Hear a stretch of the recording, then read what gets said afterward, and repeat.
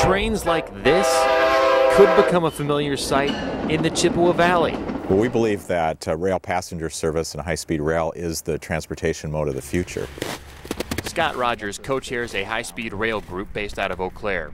He believes the city is in great position for this project. He cites the number of commuters from the Chippewa Valley to the Twin Cities. In fact, even Minnesota has identified it as a high-demand corridor, and it's in phase 1 of their state rail plan.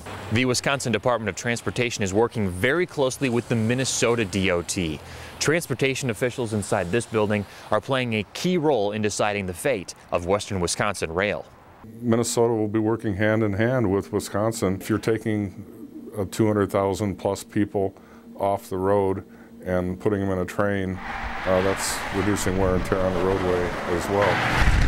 But one of the reasons rail passenger service would be successful is the amount of traffic that's already existing on this corridor and the significant amount of demand there is from Eau Claire through Menominee and Hudson to the Twin Cities. We see the bottlenecks with I-94 crossing the St. Croix River at Hudson, and the demand is there, and so we think we will be part of the system.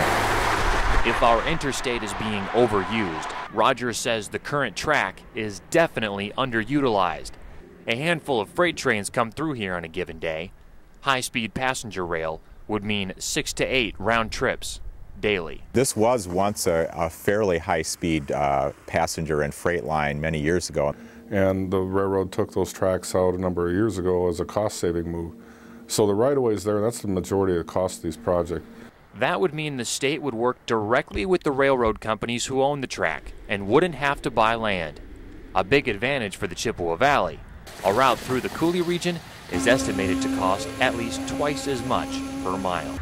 As for Rogers, he says it's time for the Chippewa Valley to hop on board.